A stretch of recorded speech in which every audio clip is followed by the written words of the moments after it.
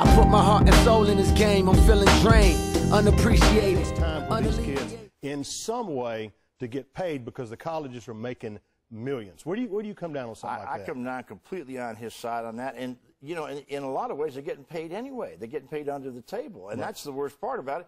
They subject themselves, and they don't know. They get boosters who give them jobs like this. I think there's Ohio State kids were working for somebody over the summer, and that was not legal. How are these kids supposed to know that? Just pay them straight out.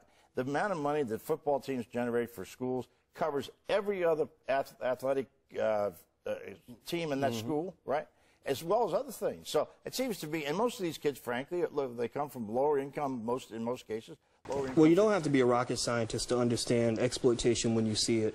If I'm Macaulay Culkin or Dakota Fanning and I act in a $100 million blockbuster film, I'm gonna show up and get my paycheck. But for some reason, when it comes to college athletes, people say, well, they shouldn't get paid, or they're, you know, but the thing about it, though, they're getting scholarships. They're being paid to go through school, and in some cases, that's $250,000. They get their books. That's nice. They get lodging. That's a very cute form of compensation. But the coaches don't get paid with tuition. The coaches get $3-4 million salaries. If you look at a player like a Greg Oden at Ohio State, he's literally worth about $10 million a year to that university. So if you can pay him with a scholarship, that's really nice. So the fact is that the NCAA is in a really tough position. They're sort of like an elephant in a rabbit suit. You know, you're trying to tell everybody you're a bunny because you got the ears, but really, rabbits don't weigh 3,000 pounds. They signed a $6 billion contract with CBS Sports for the rights to the NCAA tournament.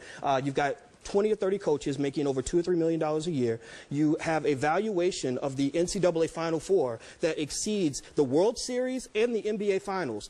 This is real money. This is not a bunch of kids playing up and down the court. The C in NCAA really stands for cha-ching because they are making big money off of these guys. Now, I'm not saying... Why are you so upset about this personally? Well, because a lot of these kids, the crime in this pile is that a lot of these kids come from poverty. How can you as a coach make $2 million a year sitting in your big mansion knowing that your star player, his mother just got evicted from her apartment? That happens all the time. You have the coaches show up to games on private jets. The star player's mother comes by on a Greyhound bus. I know of a player that played for a school, and I'm not going to name the school to embarrass them, but his mother, he's the star of the team now. They went to the Final Four. His mother had to go to the church to beg for money to go watch her son play in this game. That's a crime, because if her son's worth that kind of money and the school's going to get a check for $15, $20 million when they win that game, his mother should not be begging for anything. You also think it's a crime that these kids are pulled out of classes and basically become pretty lousy students in the process. Yeah, I mean, I've seen students have their major changed because it interferes with their football schedule. Everybody knows that a lot of these so-called voluntary practices really aren't voluntary. They're actually mandatory. I've seen, actually, believe it or not, I'm not making this up, I've actually seen an athlete have his eligibility questioned because he got a bag of Skittles from the wrong person at the wrong time. Not even the whole bag, just a couple of Skittles out of the bag. So the thing is that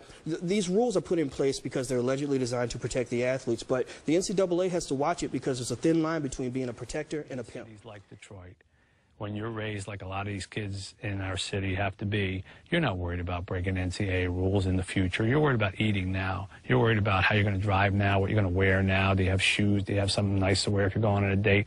And you don't care where it comes from. And if somebody says, well, just remember me when you go to the NBA. All right, yeah, sure, okay, I will. Thanks for the sneakers. Thanks for the coat. Thanks for the cake. Thanks for the $100 for my birthday.